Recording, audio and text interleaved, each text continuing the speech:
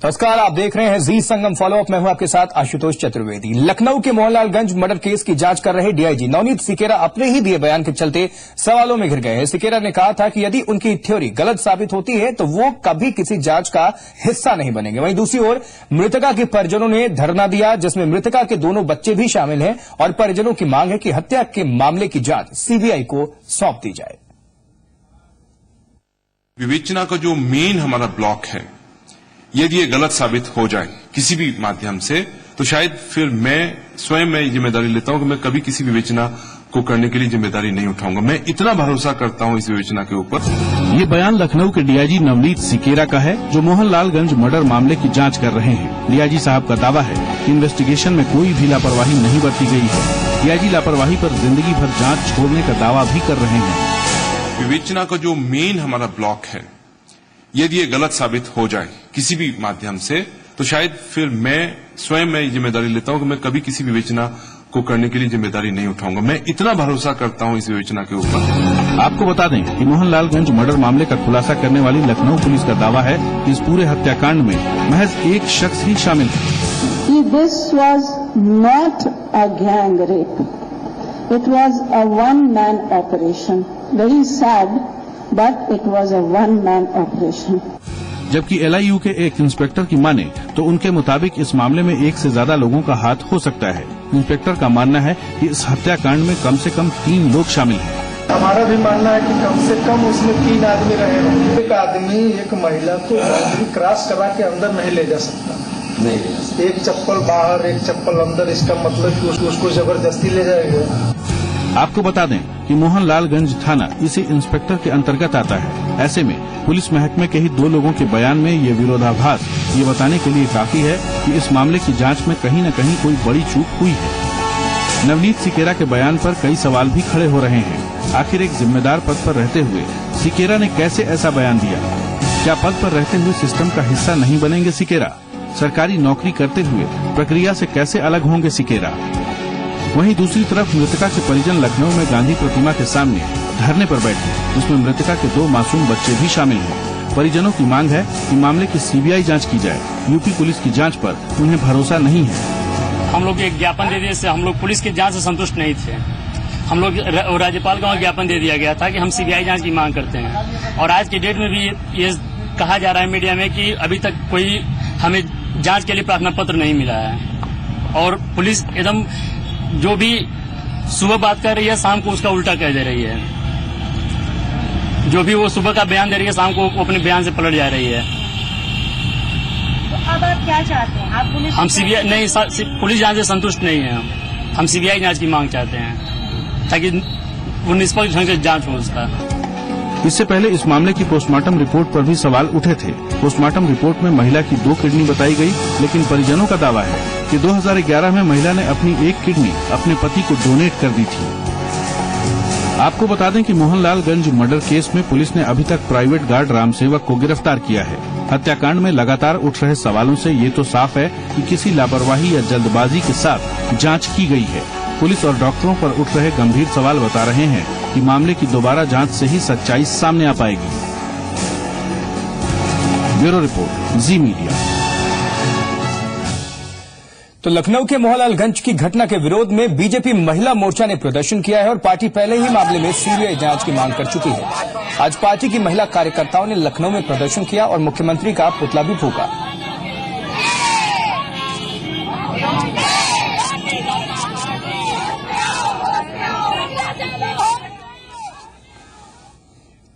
Acid attack पीड़ितों के पुनर्वास को लेकर देश की सर्वोच्च न्यायालय ने एक बार फिर चिंता जाहिर की है और सुप्रीम कोर्ट ने सख्त रुख अख्तियार करते हुए केंद्र समेत सभी राज्यों से इस संबंध में जवाब देने को कहा है और इसके लिए कोर्ट ने 6 हफ्ते का वक्त भी दिया है। इससे पहले सुप्रीम कोर्ट ने महिलाओं के प्रति बढ़ते अपराध और एसिड अटैक की वारदातों पर लगाम लगाने के लिए दिशा निर्देश जारी किए थे।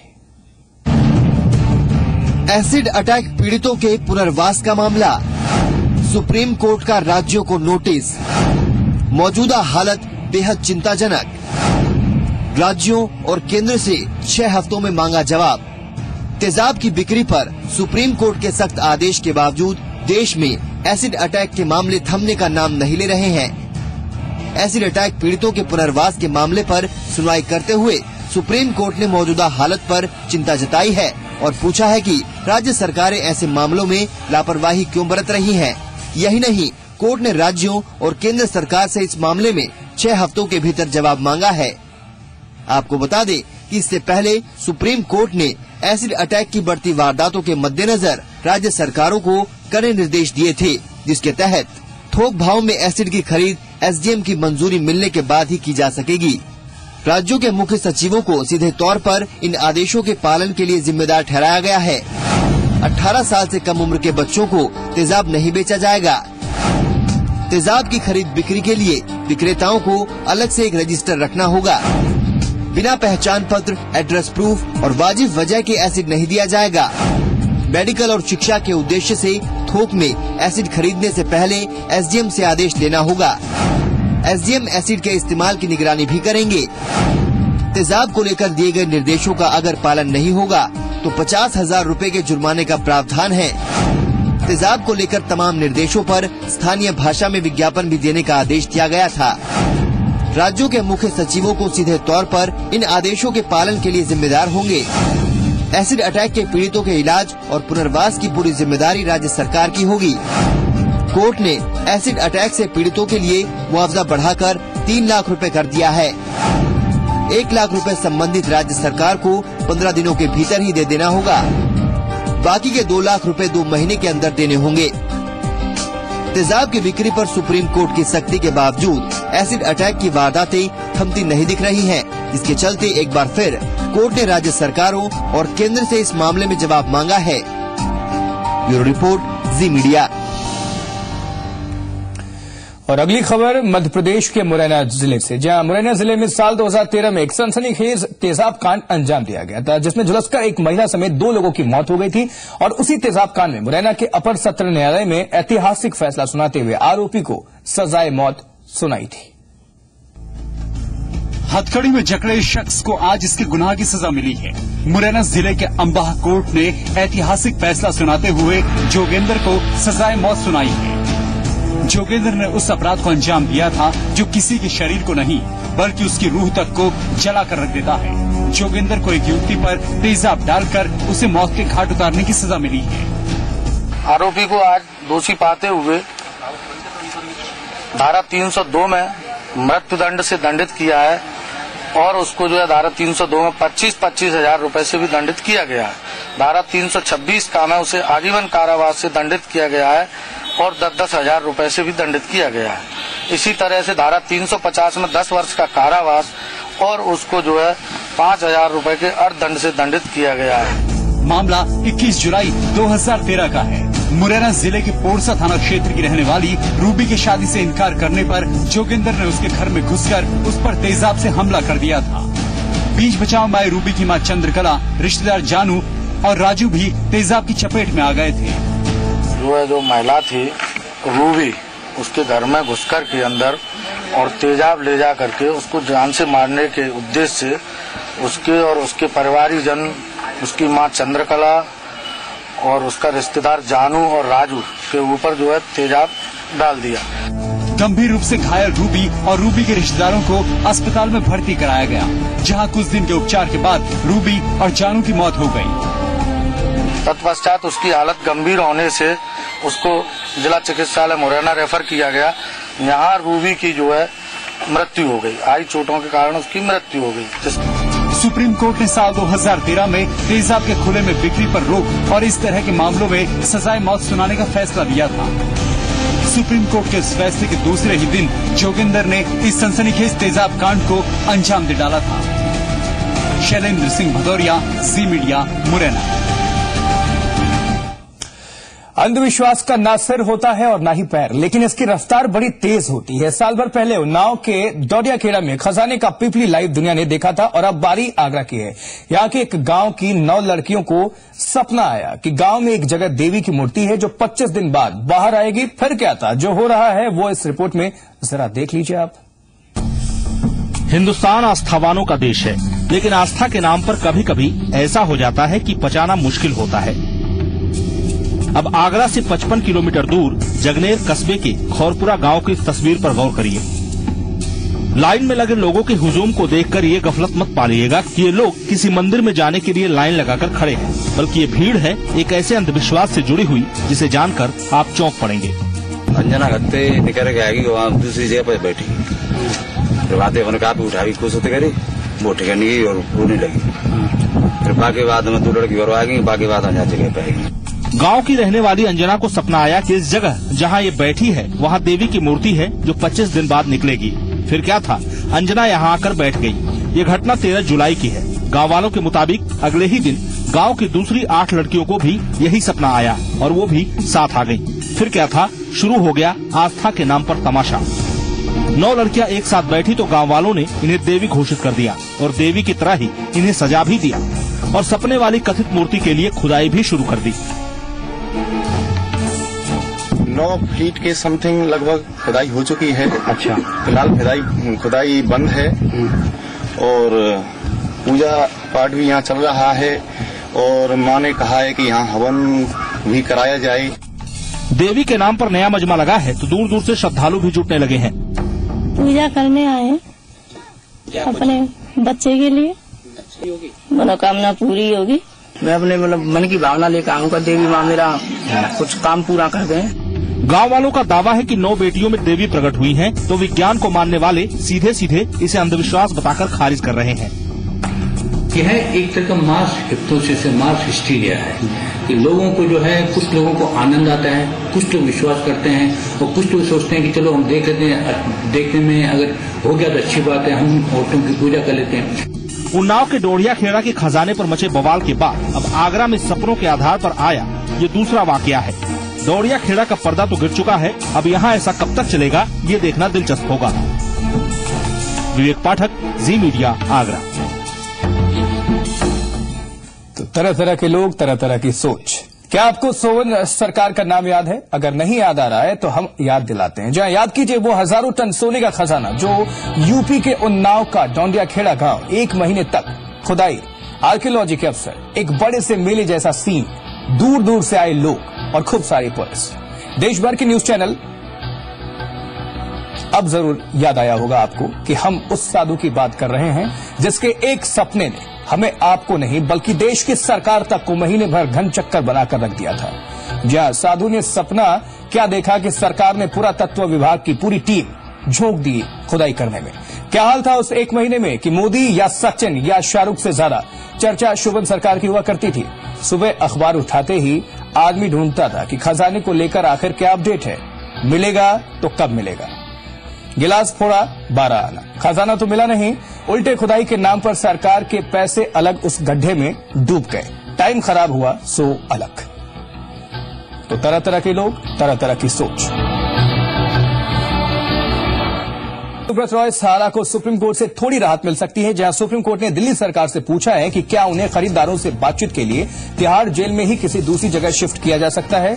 दरअसल सुब्रत रॉय के वकील ने एक याचिका दायर पर उन्हें तिहाड़ गेस्ट हाउस में शिफ्ट करने की मांग की थी। सुप्रीम कोर्ट ने इस याचिका पर सुनवाई करते हुए कहा है कि किसी को सिर्फ आराम पहुंचाने के लिए दूसरी जगह शिफ्ट करना कोई मुद्दा नहीं है। इसके पहले सुप्रीम कोर्ट ने कहा था कि प्रॉपर्टी सौदे पर बातचीत के लिए उन्हें दिन में 6 घंटे की छुट्टी दी जा सकती है।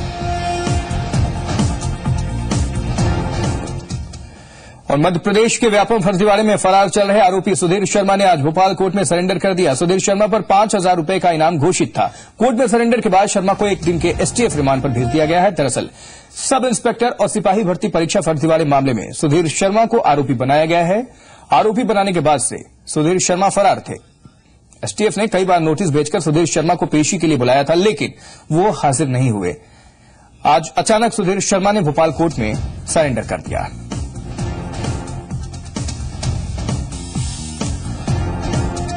तो सुधीर शर्मा के वकील प्रतुल शांडिल का कोर्ट द्वार सुधीर शर्मा को रिमांड पर भेजे जाने पर क्या कुछ कहना है, सुनते हैं।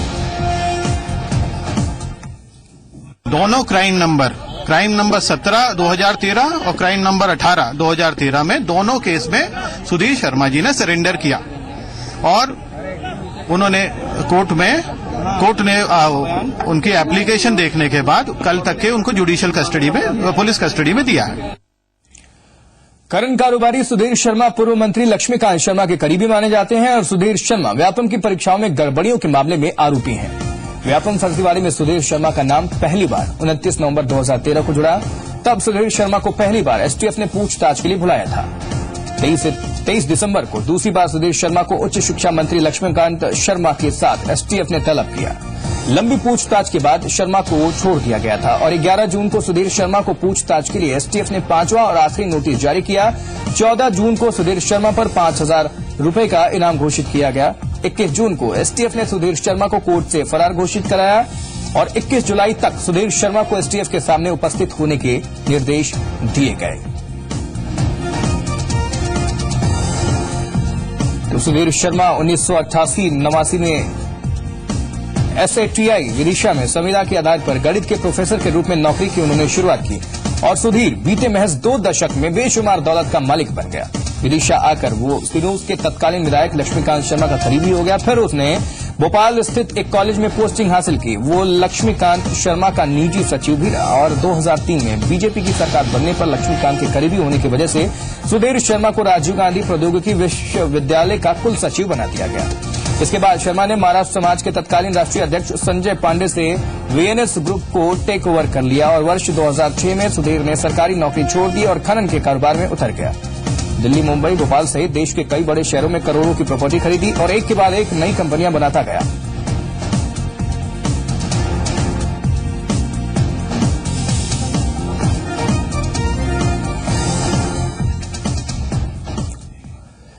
तो व्यापम फर्जीवाड़े मामले में फरार चल रहे सुशील शर्मा ने आज भोपाल कोर्ट में सरेंडर कर दिया। वहीं सुधीर शर्मा के सरेंडर को कांग्रेस प्रवक्ता केके मिश्रा ने साजिश बताया है। केके मिश्रा का आरोप है कि सुधीर शर्मा का आरएसएस नेता सुरेश सोनी से संबंध है और केके मिश्रा ने सुधीर शर्मा के कॉल डिटेल्स निकलवाने की मांग की है। साथ ही उन्होंने आरएसएस नेता सुरेश सोनी के पासपोर्ट की जांच कराने की मांग की है।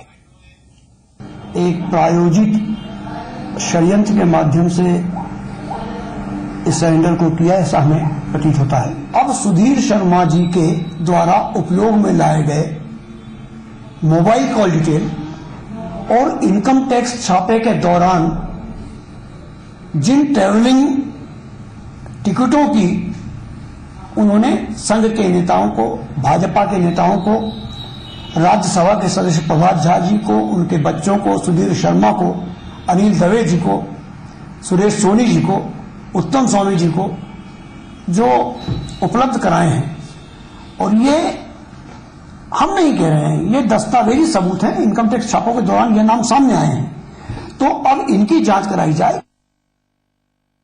आज कांग्रेस के नेताओं का चेहरा खुलकर जनता के सामने आ गया है। कांग्रेस बार बार झूठे आरोप भारतीय जनता पार्टी और मध्य प्रदेश सरकार पर लगाती है। एसटीएफ निष्पक्ष जांच कर रही है, ये बार बार भारतीय जनता पार्टी कह रही थी, पर कांग्रेस इस बात को मान नहीं रही थी। जो अपराधी होगा, कोई भी अपराधी होगा, उसको गिरफ्तार किया जाएगा, ऐसी मंशा सरकार की भी है और एसटीएफ निष्पक्ष जांच कर रही है। दिल्ली के नरेला मर्डर केस की गुत्थी पुलिस ने सुलझा ली है। पुलिस के मुताबिक रविवार रात को लूटपाट के इरादे से 6 बदमाश महिला के घर में घुसे थे और महिला के विरोध करने पर बदमाशों ने ईंट से पीट कर बेटी की हत्या कर दी और मां को गंभीर रूप से घायल कर दिया था। पुलिस ने हत्या के आरोप में 5 लोगों को इसमें गिरफ्तार किया है।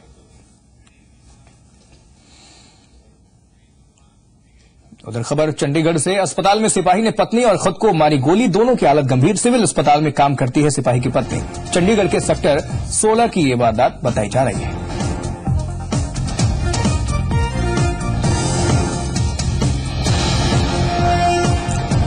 तो अस्पताल में सिपाही ने पत्नी और खुद को गोली मारी, दोनों की हालत गंभीर। सिविल अस्पताल में काम करती है सिपाही की पत्नी। चंडीगढ़ के सेक्टर 16 की ये वारदात है।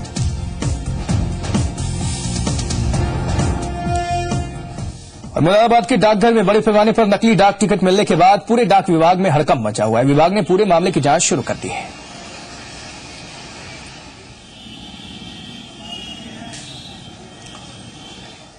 और इस खबर के साथ ही जी संगम फॉलोअप में फिलहाल इतना ही।